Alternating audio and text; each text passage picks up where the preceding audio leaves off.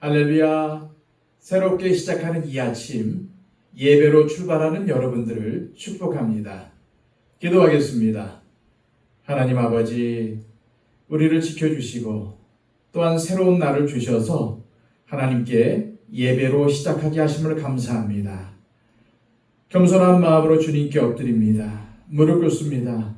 하나님, 우리의 삶을 지도하여 주시옵소서. 우리는 갈 바를 알지 못합니다. 또한 행할 바를 알지 못합니다. 주님께서 지혜를 더하여 주시고 오늘도 우리를 향한 하나님의 뜻을 알아 그 뜻을 행하며 하나님께서 우리에게 부탁하신 하나님의 나라를 이루어가게 하여 주시옵소서. 주님, 우리의 삶을 인도하여 주시고 다스려 주셔서 오늘도 주님과 동행하는 삶, 또한 우리 주변에 있는 사람들에게 하나님의 사랑을 알리는 삶을 살아갈 수 있도록 인도하여 주시옵소서. 오늘의 삶을 주님께 맡겨드리며 예수 그리스도의 이름으로 기도하옵나이다. 아멘. 다 함께 찬송가 435장 찬양 드립니다.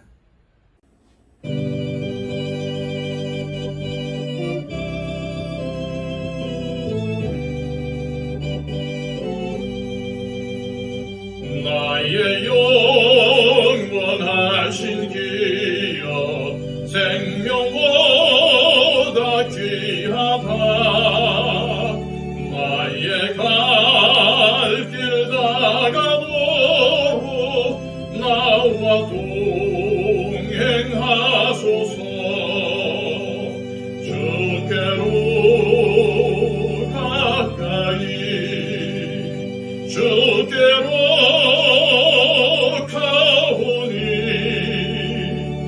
나의 갈 길 다가도록 나와 동행하소서.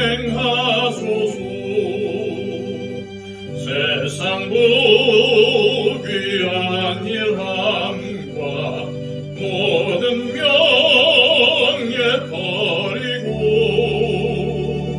험한 길을 가는 동안 나와 동행하소서.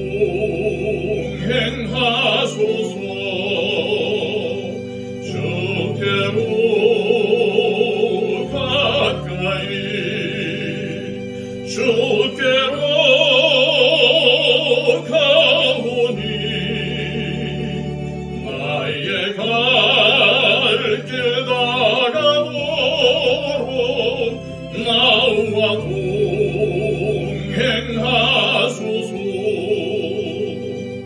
모든 골짜 지나가며 험한 바다 건너서 천국 문에 이르도록 나와 동행하소서. 주께로 가까이 주께로 가오니 나의 갈 길 다가도록 나와 동행하소서.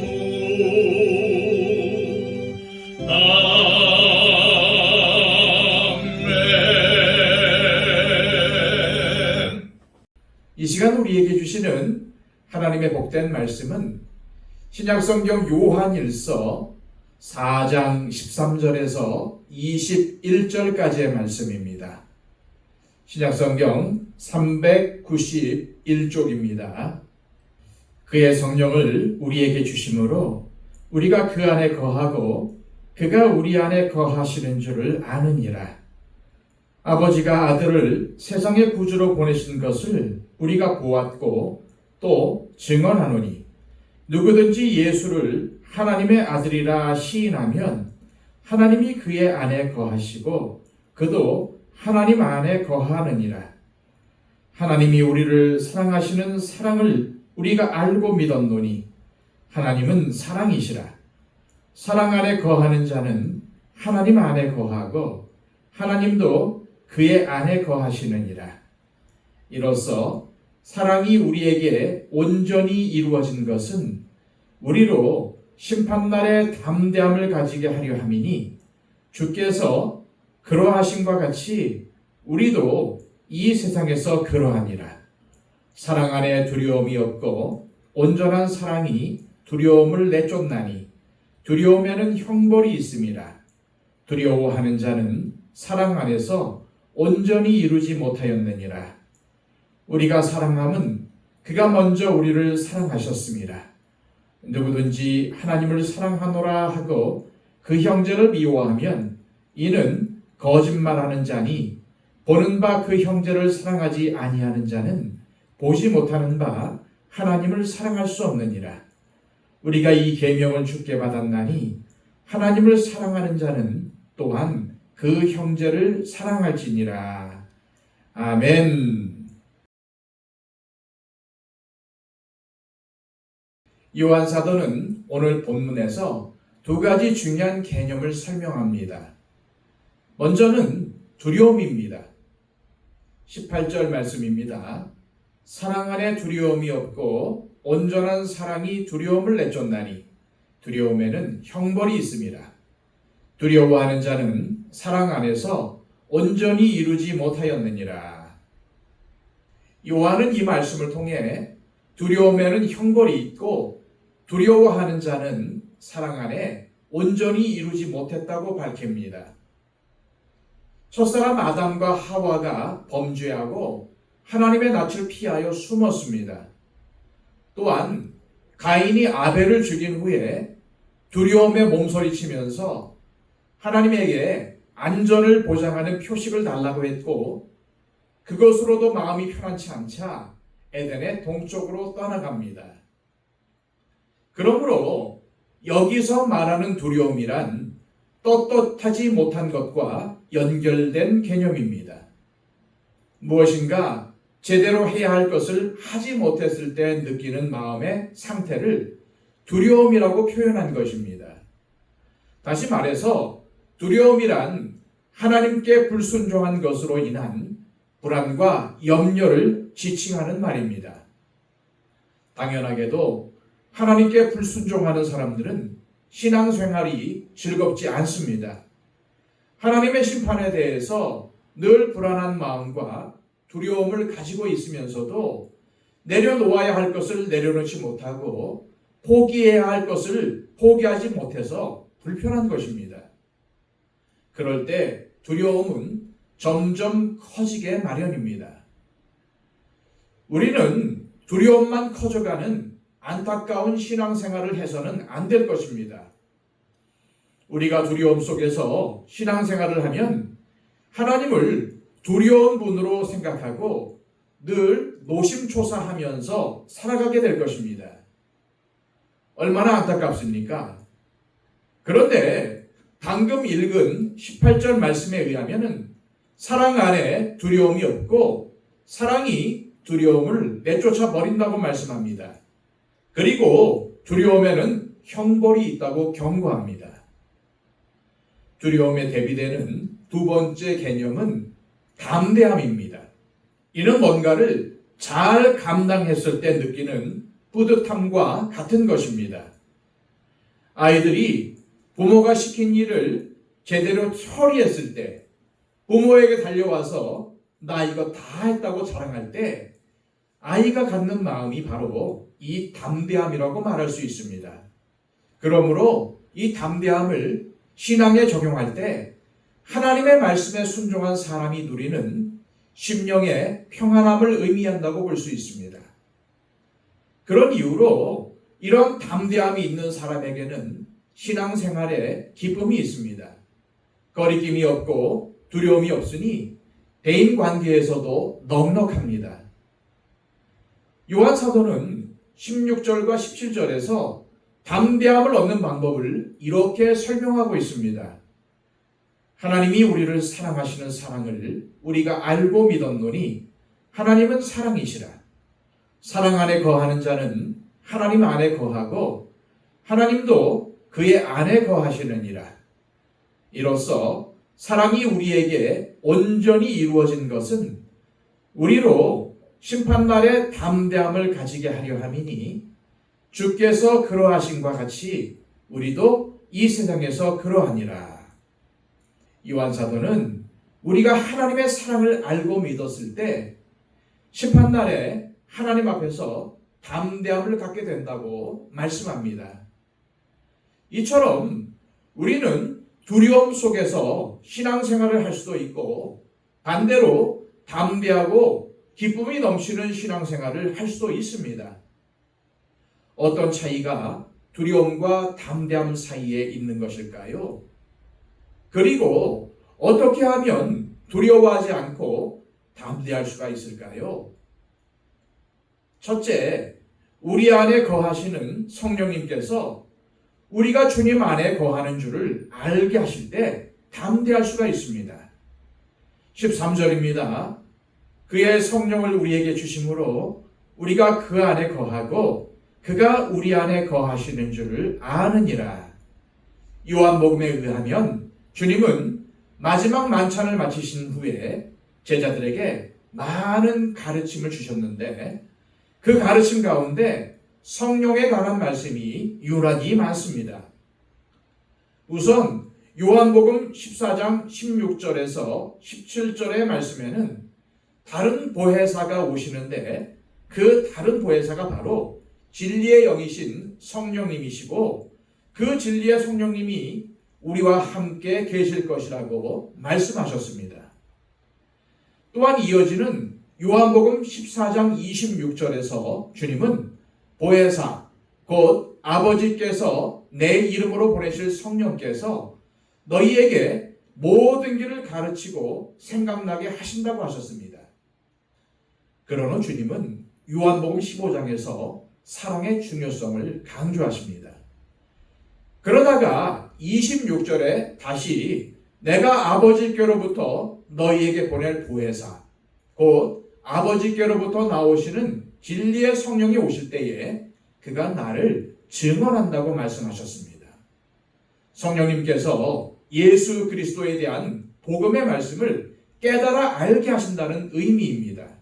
그러나 여전히 제자들은 주님의 말씀이 무슨 의미인지 이해하지 못했습니다.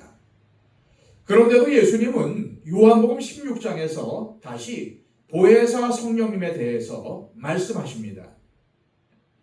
그렇다면 십자가의 죽음을 목전에 둔 주님의 마지막 가르침에 왜 이토록 성령님에 관한 말씀이 많은 것일까요? 그 이유는 제자들의 입장에서 성령에 관한 것이 가장 이해하기 어려운 부분이기 때문일 것입니다. 그래서 주님은 뒷날 제자들이 이때 주님께서 하신 말씀을 깨닫게 될 것을 알고 반복하여 가르치신 것입니다. 그러면서 주님은 16장에서 자신이 죽고 부활 승천해야 다른 보혜사이신 성령님이 오실 수 있다고 말씀합니다. 그리고 16장 13절에서 진리의 성령이 오시면 그가 너희를 모든 진리 가운데로 인도하시리니 그가 스스로 말하지 않고 오직 들은 것을 말하며 장래 일을 너희에게 알리시리라. 이렇게 말씀하셨습니다. 결국 성령님이 하시는 중요한 일은 우리가 예수님을 주님으로 믿도록 역사하신다는 말이며 주님의 말씀이 깨달아지도록 역사하신다는 말씀입니다. 그런데 오늘 본문 13절을 원어 성경으로 보면은 이로써 안다라는 말로 시작을 합니다. 이로써 뭘 안다는 것일까요? 이로써는 앞에 12절의 내용을 받는 것인데 어느 때나 하나님을 본 사람이 없으되 우리가 서로 사랑하면 하나님이 우리 안에 거하시고 그의 사랑이 우리 안에 온전히 충만하게 가득하게 이루어진다는 것입니다. 다시 말해서 우리가 주님 말씀처럼 서로 사랑하는 삶을 살았더니 우리 안에 계신 성령님께서 우리가 주님 안에 거하고 주님이 우리 안에 거하신다는 것을 깨닫게 하신다는 말입니다. 우리가 처음 주님을 믿을 때 어떠한 확신을 가지고 주님을 믿고 헌신하고 순종하는 것이 아닙니다. 하나님께서 중생하게 하시는 은혜를 주셔서 우리의 신앙생활이 시작된 것입니다. 하나님께서 우리를 부르시고 중생케 하시는 은혜를 주시지 않았다면 우리가 아무리 예수님을 믿고 싶어도 믿을 수가 없습니다. 그러므로 우리가 예수님을 주님으로 시인하고 믿으며 예배의 자리에 나와서 말씀을 듣고 예배한다는 것 자체가 우리가 구원받았다는 증거가 되는 것입니다. 그러나 우리가 살아가면서 구원의 은혜를 누리며 그 은혜가 더 풍성해지는 것은 저절로 되지 않습니다. 그래서 요한 사도가 앞서 구원의 확신을 얻는 법을 가르치실 때 먼저 순종하라고 말씀하신 것입니다. 내가 성령을 받았는지, 주님께서 내 안에 계시고 내가 주님 안에 거하는지를 잘 모르겠다면 일단 주님의 말씀대로 살아보십시오.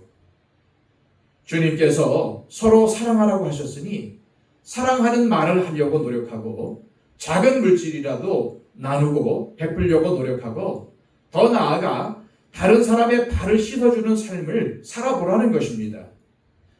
그럴 때 우리 안에 계신 성령님께서 분명히 알게 하신다는 것입니다. 무엇을요?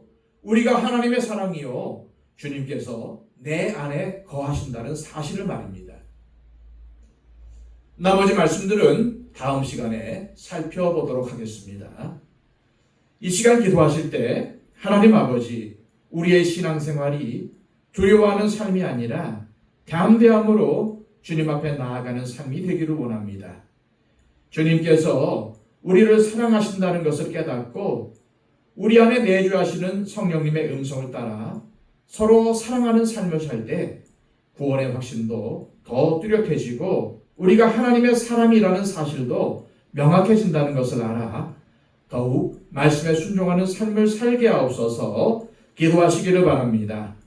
111 기도를 통해서 우리의 중보가 필요한 많은 우리의 주변에 있는 분들을 위해 중보해 주시고 또한 초청 대상자들을 위해서 기도해 주시기를 바랍니다. 다 함께 기도하겠습니다.